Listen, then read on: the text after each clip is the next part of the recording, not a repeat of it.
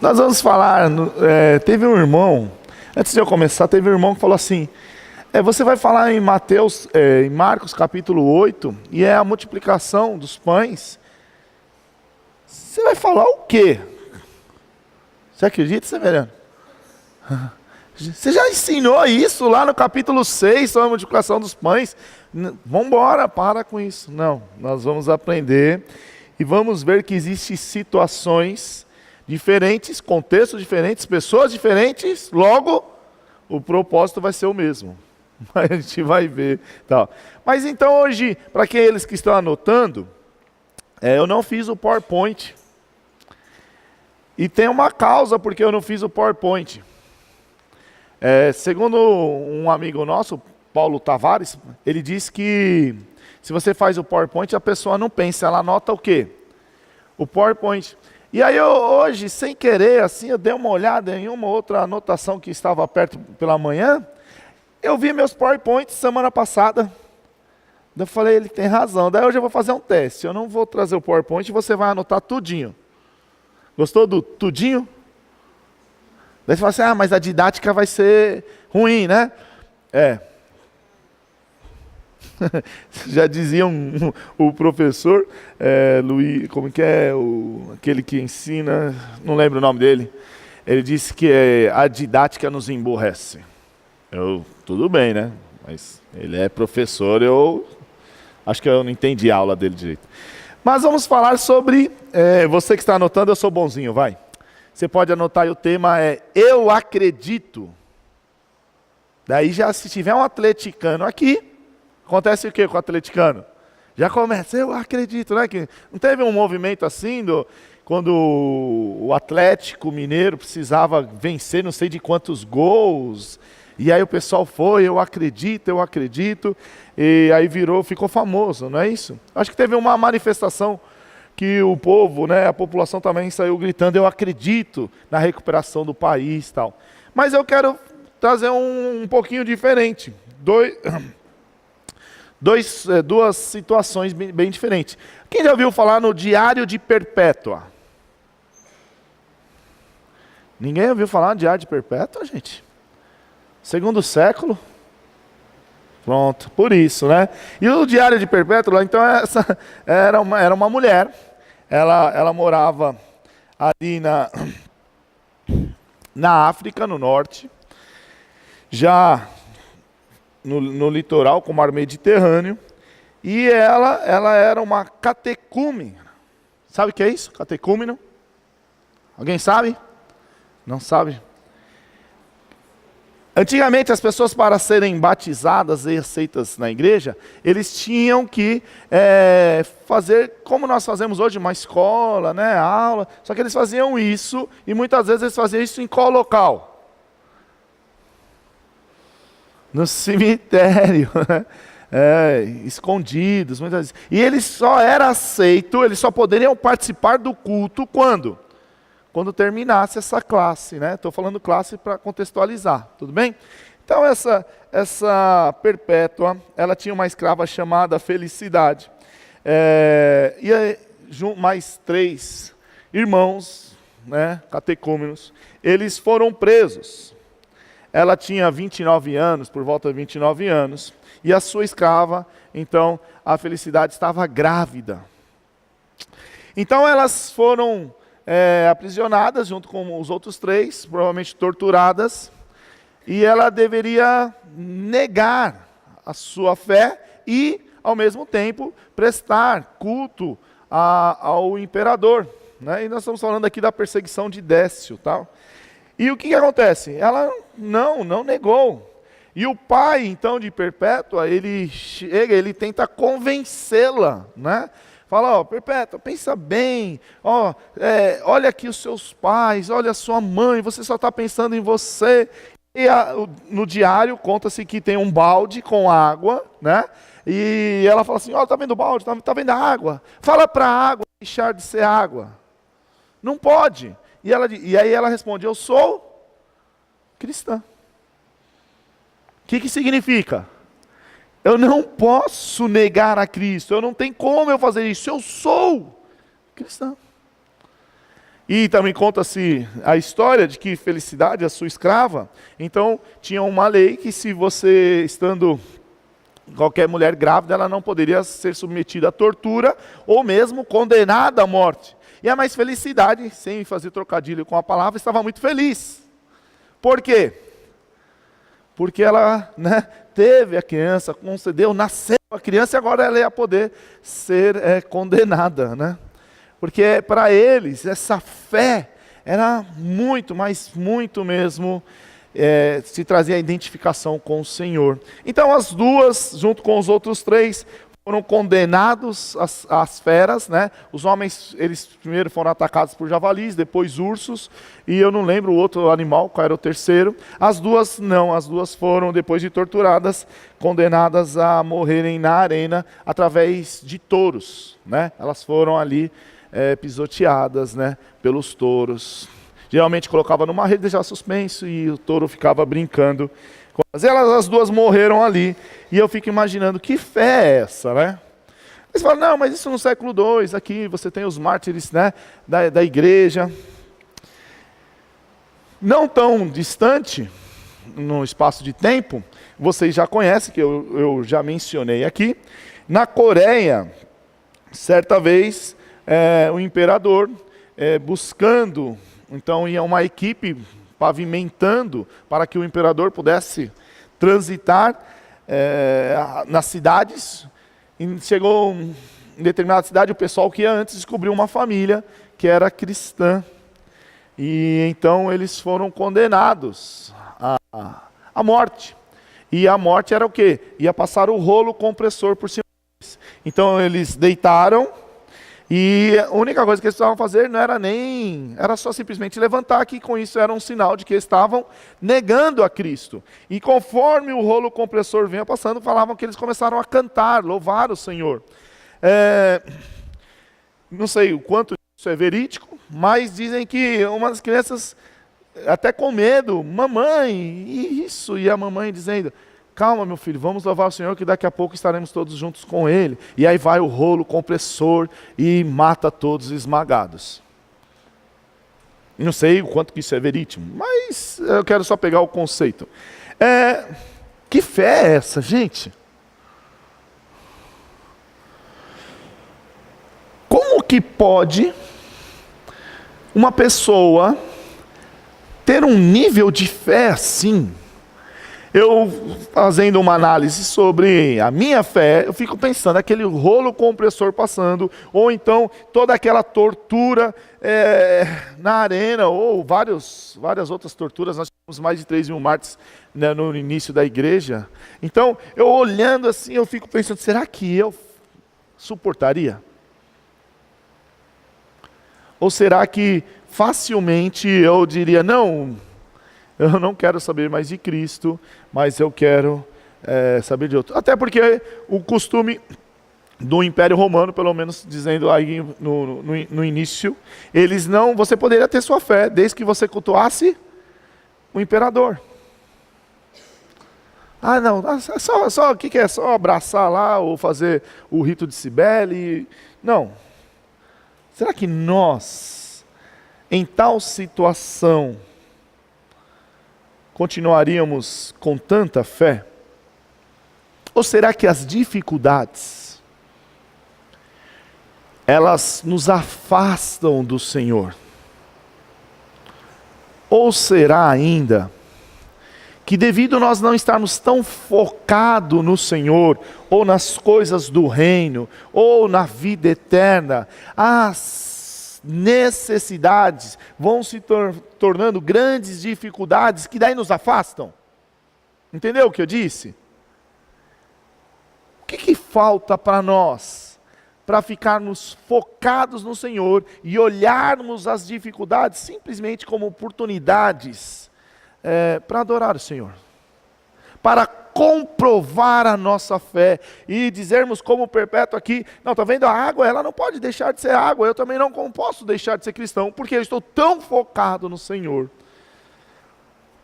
Sendo assim, a nossa afirmação hoje é: o cristão deve ainda que venham as dificuldades e necessidades, o cristão deve focar e seguir a Jesus, que é o único caminho. Então, como nós não estamos com o PowerPoint, eu vou repetir devagar. O cristão deve, é para ficar bonitinho por uma vírgula, ainda que venham as dificuldades e necessidades, outra vírgula, e agora você termina, focar e seguir a Jesus Cristo, que é o único caminho. Então, eu quero provar essa afirmação, provar o que eu acabei de dizer, esse dever do cristão, através de algumas perguntas ao texto que já foi lido, nós vamos reler, e tentar trazer à nossa memória, trazer essa reflexão de que é meu dever focar em Jesus. E quando as dificuldades, tribulações e outras coisas mais são tão grandes na minha vida, está faltando o quê? Eu vou começar. Então, conhece o Diário de Perpétua? Está faltando o quê? Fé, foco no Senhor. Tá bom? Então, abram lá em Marcos capítulo 8.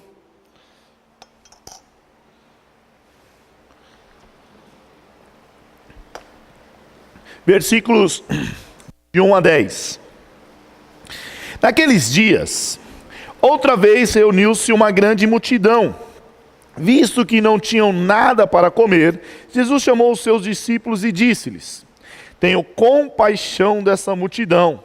Já faz 3 dias que eles estão comigo e nada têm para comer.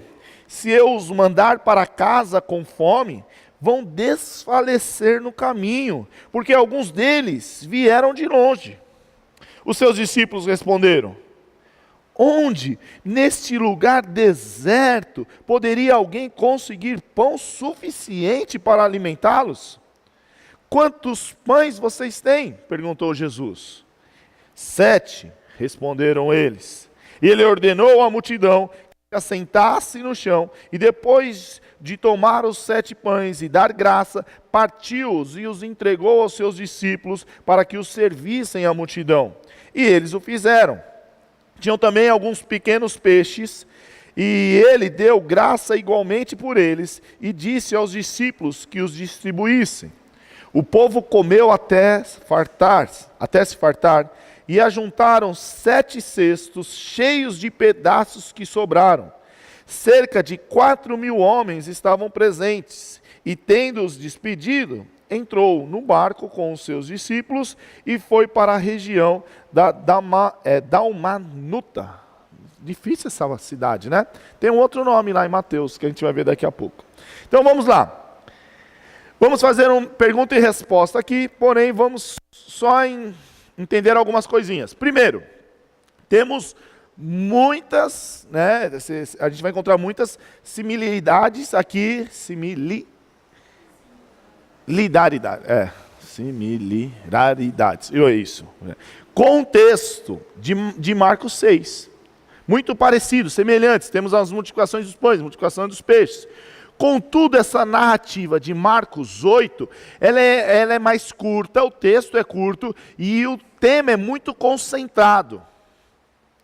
Amém? Acreditamos que tudo o que aconteceu aqui ocorreu na margem ocidental aqui no litoral do Mar da Galileia, já na parte onde era regido pelos judeus, né, ou por Herodes. Então, era um lugar desabitado, né? Na nossa tradução está aqui deserto. Agora não é deserto, o que a gente pensa no deserto?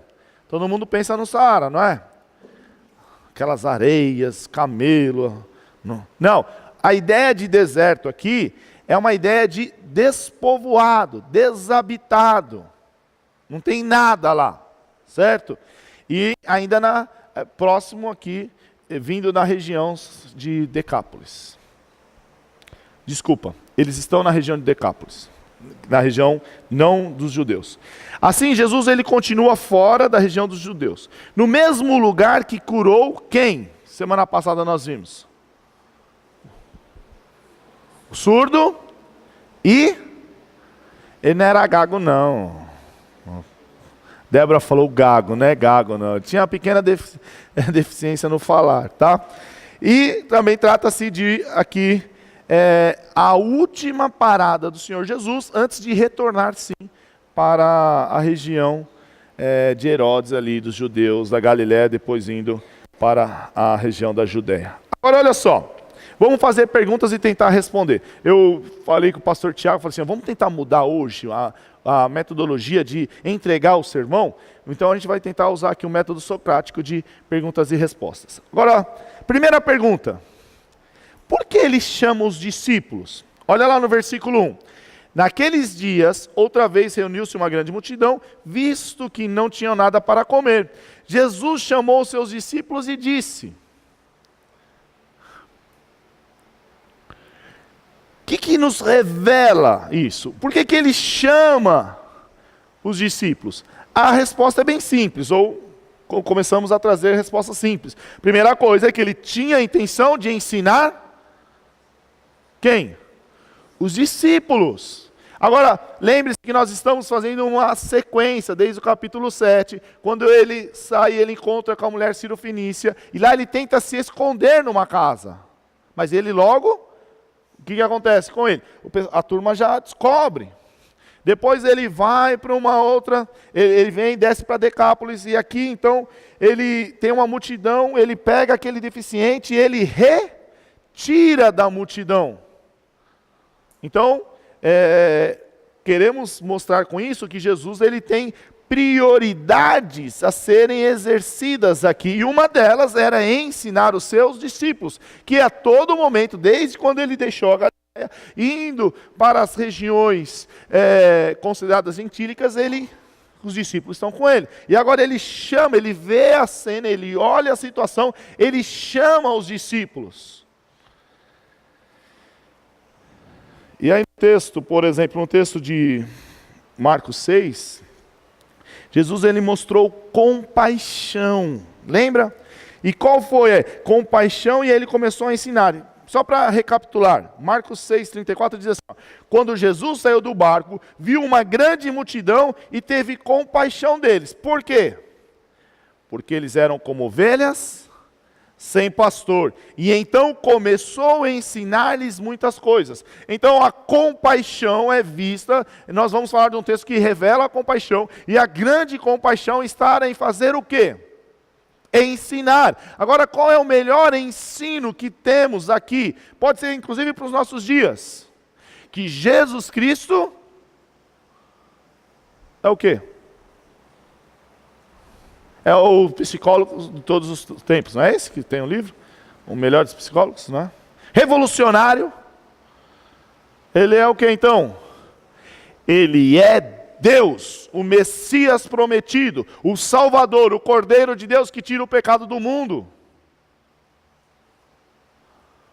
E é isso que Jesus está fazendo, mostrando, ensinando os seus discípulos, e aqui nós estamos fazendo um recorte, principalmente nos discípulos, ele está ensinando os seus discípulos quem ele é. Uma outra pergunta que nós podemos fazer: o que Jesus quis ensinar para os seus discípulos? Já entendemos que ele quis ensinar, mas o quê? Então, se você olha o versículo 2 e 3, tenho compaixão dessa multidão, já faz 3 dias que eles estão comigo, nada tem para comer. Se os mandar para casa com fome, vão desfalecer no caminho, porque alguns deles vieram de longe. Certo? A resposta está aí.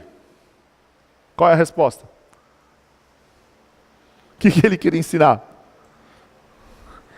A serem compassivos com as pessoas, revelar que ele era o Senhor, revelar que ele tem sim condições, mas eu quero enfatizar agora que ele quer mostrar para as pessoas que nós devemos ser compassivos. A resposta de Jesus, principalmente no versículo 3, mostra que era inadmissível mandar aquelas pessoas embora.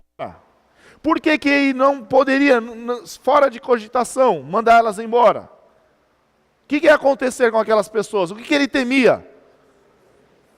Elas poderiam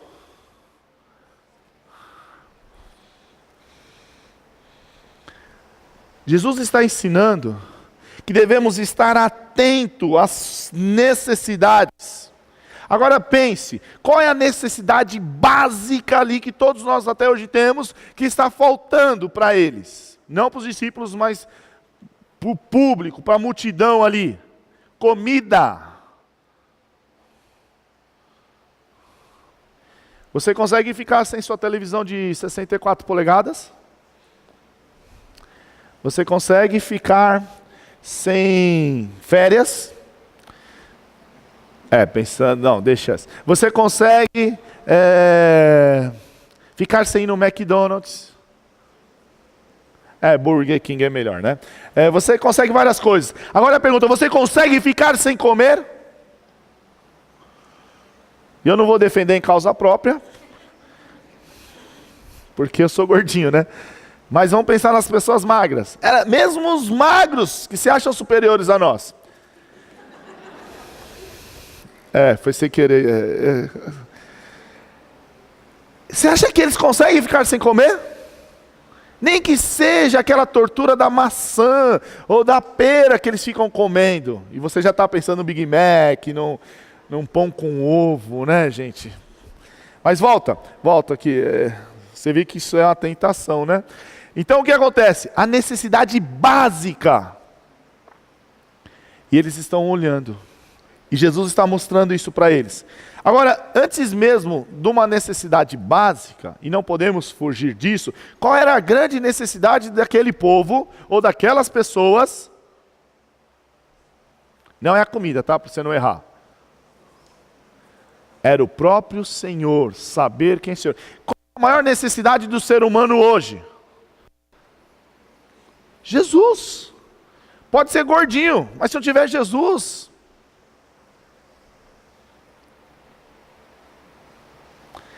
Mas ainda assim, temos a necessidade de olharmos para as pessoas e ver o que está faltando de básico. E ele está ensinando isso para os discípulos. Então, sem compaixão, pode uma pessoa ser um verdadeiro crente? Vamos parar para pensar um pouquinho. Será que olharmos para as pessoas, vermos que elas estão necessitadas, eu estou falando do básico, não é... Até porque nessa cultura consumista e hedonista que nós vivemos, eu necessito, eu nunca mais assistir televisão. Não, você não necessita disso. Mas olhando as necessidades, o que deveria acontecer conosco ao ver essas necessidades? Atendê-las. E aí então, Borré dizia que se você vai falar do evangelho no caos e não ajuda a transformar o caos, não tem como você pregar o evangelho. Você já tentou pregar o evangelho para uma pessoa faminta? Ela vai te dar atenção? Ou ela até pode, e aí você vai falar, o amor do Senhor, tal. Mas cadê o amor do Senhor na prática? Estão entendendo o que eu quero dizer?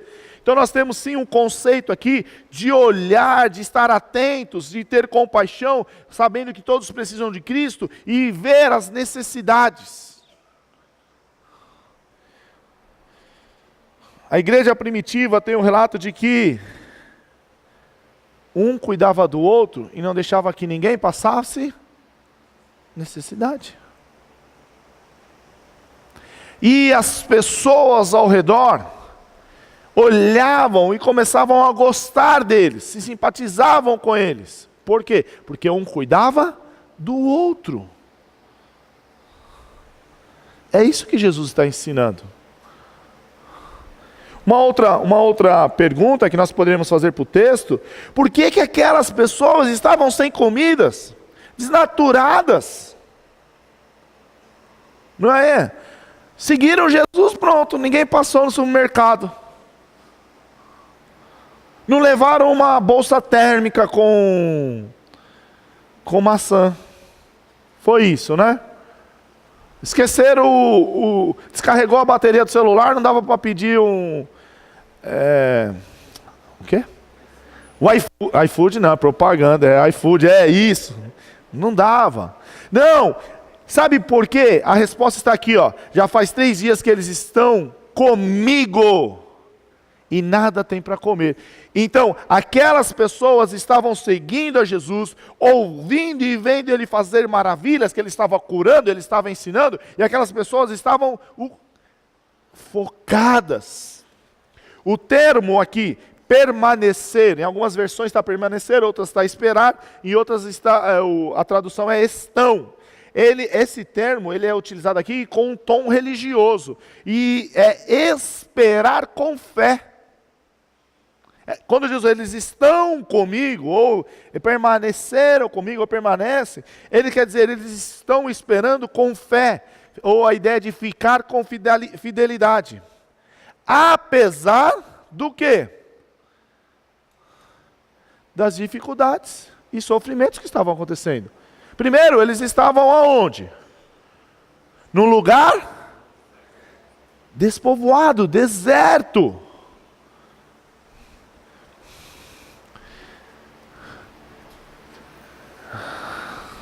Você já foi... Quem aqui gosta de pescar?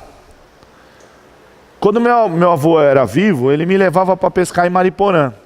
Para pegar aqueles... lambari, cadê os seus lambarizinho? E ficava lá.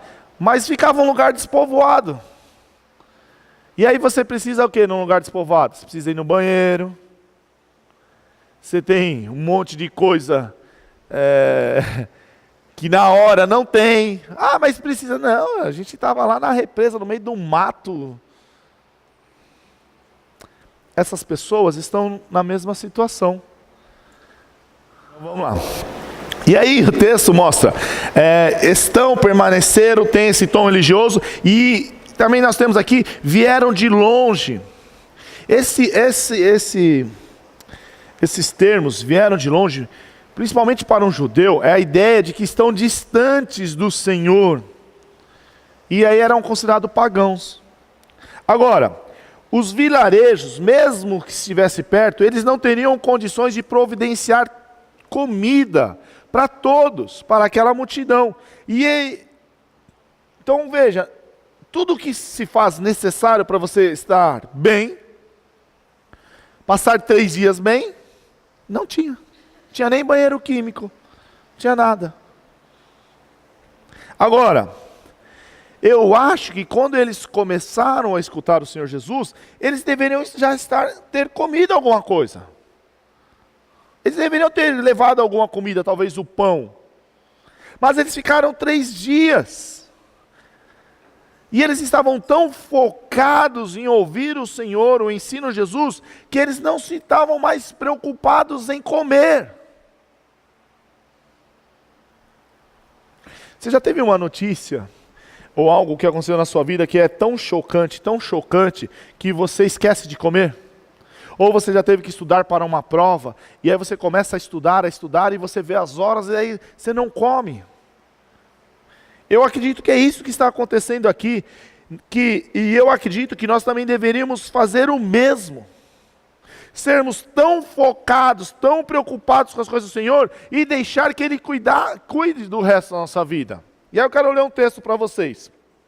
Quem quiser acompanhar, Mateus capítulo 6, versículos 25 a 34, muito conhecido o texto. Então, Mateus 6, 25 a 34, diz assim: portanto, eu lhes digo, não se preocupem com as próprias vidas. Eu vou repetir. Não se preocupem com suas próprias vidas, quanto ao que comer ou beber, nem com os seus próprios corpos, quanto ao que vestir. Não é a vida mais importante do que a comida, e o corpo mais importante que a roupa? Observem as aves do céu, não semeiam, nem colhem, nem armazenam em celeiros, contudo, o Pai Celestial as alimenta. Não tem vocês muito mais valor do que elas? E quem de vocês, por mais que se preocupe, pode acrescentar uma hora que seja a sua vida? Porque vocês se preocupam com roupas. Vejam como crescem os lírios do campo. Eles não trabalham nem tecem. Contudo, eu lhes digo que nem Salomão, em todo o seu esplendor, vestiu-se como um deles. E se Deus veste assim a erva do campo, que hoje existe e amanhã é lançada ao fogo, não vestirá muito mais a vocês, homens de pequena fé? Portanto, não se preocupe dizendo, que vamos comer, o que vamos beber, ou o que vamos vestir. E olha só por quê. Pois os pagãos é que correm atrás dessas coisas. Mas o Pai Celestial sabe que vocês precisam delas. Busquem, pois, em primeiro lugar o reino de Deus e a sua justiça, e todas as coisas lhe serão acrescentadas. Portanto, não se preocupem com o amanhã, pois o amanhã se preocupará consigo mesmo. Basta a cada dia o seu próprio mal. O que nós temos? Eu acredito que aquelas pessoas ficaram tão maravilhadas com o ensino do Senhor Jesus. Eu não estou falando se são salvas, eu não estou dizendo que elas estavam ouvindo, começaram. As outras coisas ficam para trás. Até o que a gente enfatizou, o básico. Olha que interessante isso. E o texto aqui de Mateus diz, não se preocupem com as suas próprias vidas, quanto ao que comer ou que beber. O básico. Só que, e aí eu estou falando de fé, e por isso eu introduzi essa mensagem falando de modelos de fé. O quanto que eu acredito que Deus está cuidando de mim, de você. Quanto que nós acreditamos que podemos confiar no Senhor, que Ele sabe o que nós necessitamos para viver, e para viver de forma digna que o adore. O quanto. Mas enquanto eu fico focado nessas dificuldades, o que significa? Que eu não estou focado na outra. Então, foco no Senhor. E o que acontece? Deixa que as dificuldades existirão, mas você vai resolver elas. Temos exemplos do poder do Senhor, quando Ele tinha uma multidão, e aí sim, fugindo do Egito, e Ele cuidou daquela multidão, fazendo cair comida, literalmente da onde? E Deus provou o seu poder, porque quando eles reclamaram de carne, Ele falou, vocês vão comer carne até sair pelo nariz. E comeram codornas e codornas e codornas até estragar. E a confiança era tanto que Ele falava assim, ó, vocês vão reunir aqui agora na sexta em dobro, porque no sábado vocês não vão fazer nada. Tinha que confiar no Senhor.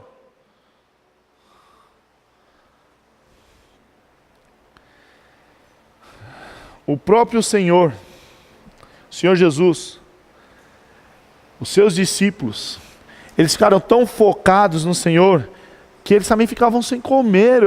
Veja, eu não estou falando que você tem que ficar sem comer. Estou mostrando que eles ficaram tão concentrados, tão focados, que até as coisas mais básicas, necessárias aí, se a gente olhar o capítulo 6 que a gente estudou, em Marcos, versículos 30 e 31, diz, os apóstolos se reuniram a Jesus, eles relataram tudo o que tinha feito e ensinado. E havia muita gente indo e vindo, a ponto deles não terem tempo para comer.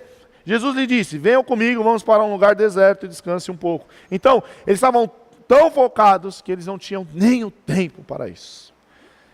Meus irmãos, eu não sei como a maioria das pessoas interpreta isso, mas eu cheguei à seguinte conclusão. Quando eu estou focado no Senhor, as minhas dificuldades, os meus problemas existem, eles continuam lá, mas eles não se tornam tão grandes na minha vida. E pode ser, desde o básico, quanto às vezes de um desejo. Não é errado você querer fazer ou realizar um sonho, isso não tenho problema com isso. O problema é que quando nós não estamos focados, e aquelas coisas se tornam, elas vão crescendo, e elas começam a nos engolir. Outra pergunta que a gente pode fazer, por que os discípulos, eles responderam de forma negativa? Olha o que eles responderam, versículo 4. E os seus discípulos responderam: onde nesse lugar? Deserto. Você está vendo, Senhor Jesus? Presta atenção, dá uma olhada aqui. Onde nós nesse lugar poderia alguém conseguir pão suficiente para alimentar toda essa multidão? Mas pense, meus irmãos,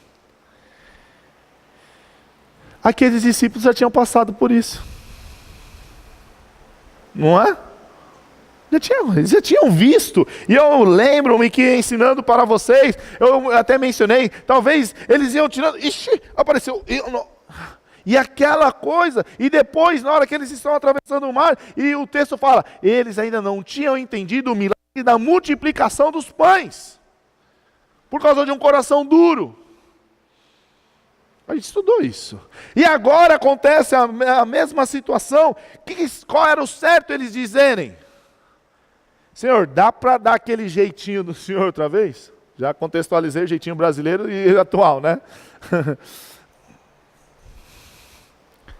O cesto era diferente, tá? O cesto provavelmente que ele está usando aqui em Marcos 8, é aquele cesto carregar peixe, aqui é a mesma ideia daquele cesto que Paulo desce, escondido na muralha. É um cesto grande. Então olha só, outra coisa interessante,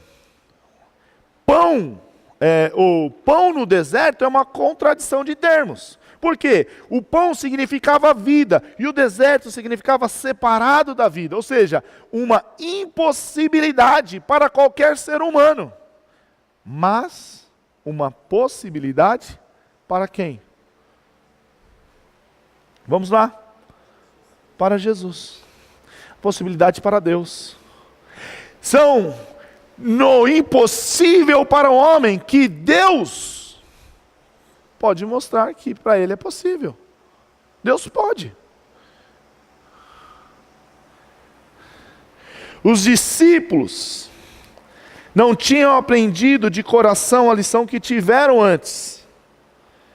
Agora eu fico imaginando, quantas vezes passamos pela mesma situação e falhamos?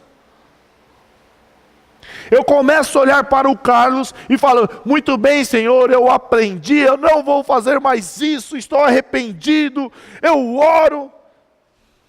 Passa uma semana, eu fiz outra vez. Fiz o que eu estou dizendo? Faltou fé, não adorei o Senhor. E então isso acontece com a gente. Acontece sim, e Deus vai nos ensinando, vezes e após vezes, e às vezes repetindo a situação. Eu gosto de usar a seguinte ilustração. Quando você reprova na escola, o que acontece? Você está na quinta série, reprovou a quinta série, o que acontece? Além da peia dos pais, é óbvio, mas você faz a quinta série de novo. Você repete a quinta série outra vez. O que acontece? Quinta série de novo. Repete mais uma vez. O que acontece? Daí nesse caso já muda, né, gente? 3 vezes a mesma série. Entende isso? Será que isso não acontece com a gente? Queria que vocês refletissem. Será que isso não acontece com você? E aí então vem a outra pergunta. Os discípulos deveriam saber que Jesus podia alimentar aquela multidão?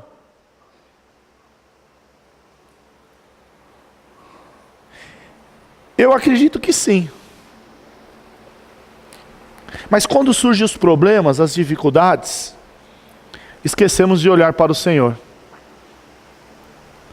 Não quero utilizar o exemplo de Pedro, mas só para você pensar, ele olhando para o Senhor, vem, ele começa a olhar, ele vai dar o texto narra que ele começa a olhar o vento, as ondas, começa a afundar.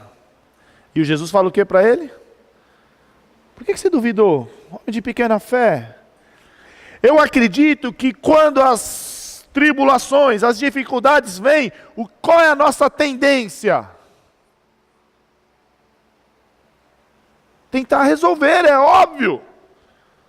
Mas muitas vezes, esse tentar resolver, estar longe de olhar para o Senhor. Os discípulos devem orar: Senhor Jesus, o Senhor está vendo que é povoado muito bem, o Senhor vai ter que fazer um milagre aqui, sustentar todo mundo, porque só o Senhor pode. É impossível por qualquer outra pessoa, não adianta falar para nós, porque nós somos humanos, o Senhor é Deus. Muito bem, vamos lá.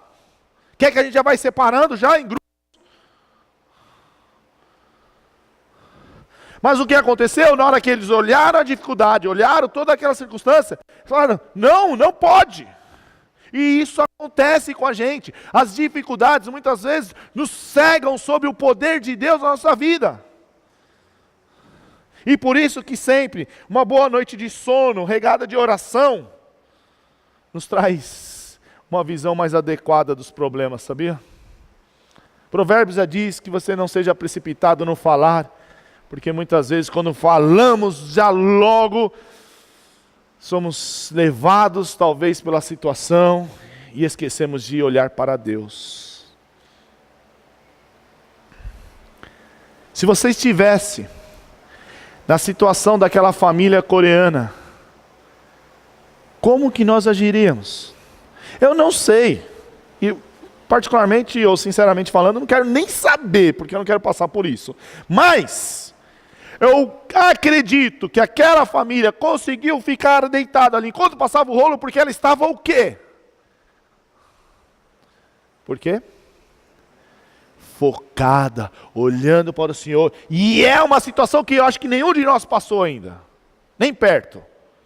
Talvez alguém deve ter feito uma brincadeira de mau gosto com você, zombado, ou até tomado seu emprego. Mas perto de perder a vida? Eu não acredito nisso. Então, nós esquecemos do poder do Senhor e principalmente esquecemos do poder do Senhor já em nossas vidas. Você deve estar pensando: mas espera aí, que poder que teve do Senhor em nossas vidas? Se você está me escutando agora, se você está acreditando no que eu estou falando, se você se diz salvo, já foi alvo desse poder. Porque o natural era a gente não querer saber do Senhor. E provavelmente, quando você começa a fazer uma autoavaliação, e então passando os seus dias, você vai perceber assim, quantas e quantas e quantas vezes o Senhor cuidou de você. A pergunta é: o que Jesus precisa fazer para que nós tenhamos uma fé, sejamos tão focados como nos exemplos citados aqui? Quantas vezes Ele precisa multiplicar o pão na nossa vida? Mais uma pergunta. Qual foi eu achei fantástico. Qual foi a reação de Jesus a essa resposta dos discípulos, ou a resposta pessimista ou incrédula, como você quiser chamar, mas qual foi a reação de Jesus? Olha só o versículo 5. Quantos pães você tem? Perguntou Jesus. Fala muito essa resposta. E aí eles vão falar 7, né? E depois a gente vai ver os versículos 6. Mas Jesus nem mesmo respondeu para eles. Jesus agora, ele faz uma pergunta para saber o que tinha em mão, e ele começa a agir, porque no versículo 6 ele diz: e ordenou a multidão que se assentasse no chão, depois de tomar os 7 pães e dar graça, ele vai fazer a mesma coisa com os peixes, e ele começa a dividir esse povo, e eles começam a comer. O que Jesus fez? Agiu. Eu acredito que Jesus estava deixando bem gravado na mente dos discípulos o tamanho do seu poder,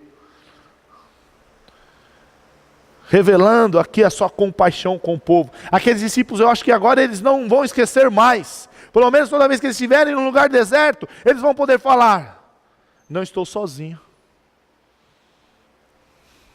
Aí já pensando em outros assuntos. Deus pode realizar o que for necessário aqui. Eles estão sendo ensinados. Jesus pôde fazer um milagre, Jesus pôde fazer e Ele pode repetir, meus irmãos, quantas vezes Ele desejar. Por quê? Porque Ele é Deus. E Jesus, então, Ele utilizou os discípulos para ajudar aquelas pessoas. Os discípulos que começaram a distribuir, organizar.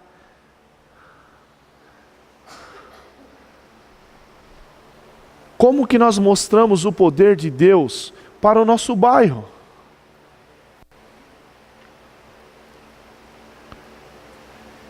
Mostrando o quê? Mostrando a transformação, mostrando a nossa fé, mostrando então, está todo mundo preocupado, e hoje nos nossos dias, o que mais tem, pessoas preocupadas, outros deprimidos, outros com transtornos, e nós mostramos o que para eles? A fé. Fé em quem? Em Jesus. Por quê? Porque Ele é Deus e tem poder para salvar, tem poder para dar o que realmente a pessoa mais necessita, que é o quê? A salvação. Não duvide do Senhor.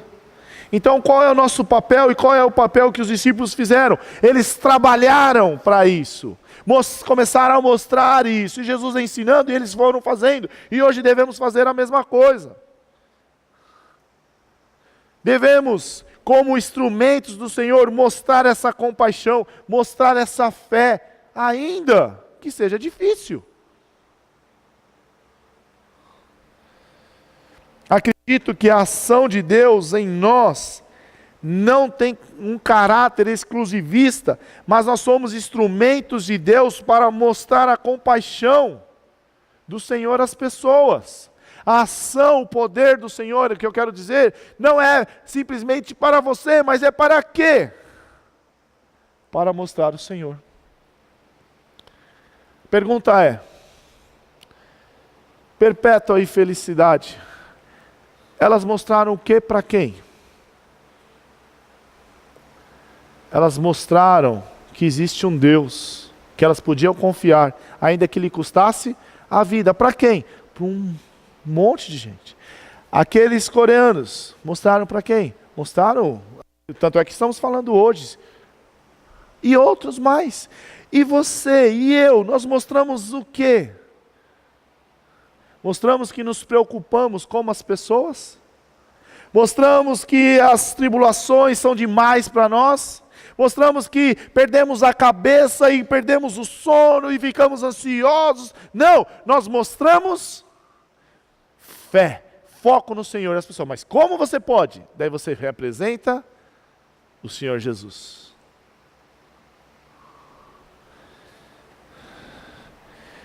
Pastor Tiago disse em sua mensagem hoje pela manhã que nós podemos fazer o que quisermos com o nosso domingo, foi isso? Ele falou o quê? Que nós não podemos fazer o que quisermos no nosso domingo. Nós temos é algo esperado de nós. Adoração, contemplação. Dia do Senhor. E ele mencionou que em forma coletiva, que todos nós, se falta um, o nosso corpo está em falha. Pois bem, usando o gancho desse raciocínio, toda vez que eu me desespero, toda vez que a ansiedade me assombra e me domina, eu estou falhando. Como os discípulos falharam em estar focados no Senhor, e aí não perceber que em meio ao impossível Deus poderia fazer qualquer coisa, nós falhamos. Mas falhamos como corpo. Porque imagine só, eu vou usar uma ilustração prática e vou para a conclusão, porque está quente, né? Vamos imaginar aqui então o João Neto, e ele tem o convívio lá na empresa dele. Eu esqueci que eu não posso sair da quadrada aqui. Ele tem o convívio na empresa dele lá, e na empresa dele então, ele descobriu que a mulher dele tem uma doença. Então ele fica desesperado, quer rasgar as roupas, vou me matar, faz que nem lembra de Didi, toda aquela coisa tal. E todo mundo sabe que ele é da onde? A Igreja Batista Regular de Jardim Tremembé. Daí nesse dia, depois de um certo tempo, lá no emprego dele, um amigo dele fala assim, estou com uns problemas assim, assim, assado. Dá para você ajudar? Fala, meu pastor é gente boa, vamos almoçar com ele, ele vai conversar com você. Daí ele me leva. Daí eu vou chegar e falar para o camarada, você tem que confiar em Deus, isso não importa isso. O que o camarada vai pensar? Não, mas o neto, ele não é da sua igreja? É. Isso que você está falando para eu fazer, um mês atrás, ele estava querendo se matar. E agora você está falando para eu ter essa postura? A minha fala ficou o quê para com essa pessoa? Perdeu a credibilidade. Então o João Neto, ele falhou nesse ponto.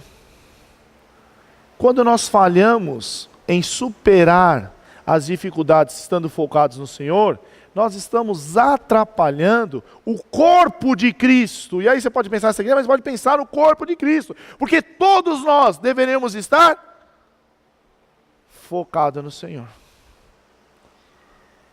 Geralmente, pensamos somente em nós. Eu estou sofrendo, isso está acontecendo. Não.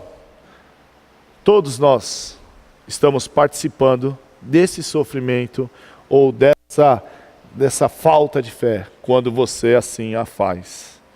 Por isso, como igreja, devemos estar juntos, confiando no Senhor, e um ajudando o outro a focar no Senhor. O cristão deve, ainda que venham as dificuldades e necessidades, deve focar e seguir a Jesus. Por quê? Porque Ele é Deus. E Ele sim é a única solução para qualquer dificuldade na nossa vida. Vamos orar. Senhor nosso Deus, somos gratos porque acreditamos que o Senhor tem o controle de todas as coisas. E por ser soberano, acreditamos que nenhuma das dificuldades, tribulações, ou mesmo, Senhor, até o faltar o pão, seja a obra do acaso, e que estamos então desamparados. Mas pelo contrário, Senhor, acreditamos que é justamente nesses momentos onde podemos mostrar o quanto estamos focados no Senhor. O quanto, Senhor, acreditamos no Seu poder. O quanto, Pai, nós podemos mostrar para esse mundo que o Senhor é Deus. Então, ó Pai, assim como o Senhor fez com os discípulos, que pacientemente os ensinou, e ainda que reprovados em algumas situações, o Senhor esteve com eles e foi ensinando-os, até eles se tornarem realmente os alicerces, Pai, ali da sua igreja. Rogamos que o Senhor faça o mesmo com a gente. Tenha misericórdia, Senhor, das nossas falhas. Perdoa, ó Pai, as muitas e muitas vezes que deixamos de confiar no Senhor e olhando para as circunstâncias, ó Deus, revelamos a esse mundo que o Senhor é um Deus incapaz. E isso não é verdade. Então, ó Pai, que o nosso viver revele uma fé tão sólida que as pessoas queiram saber quem o Senhor é e saber conhecer o seu poder. Que mesmo numa situação impossível para nós, é possível para o Senhor. Então abençoa, Pai, essa amada igreja. Abençoe cada irmão, cada visitante que está aqui conosco, para que sejamos homens e mulheres focados no Senhor, pessoas com uma fé inabalável e uma fé palpável. Obrigado, ó Pai. Em nome de Jesus. Amém.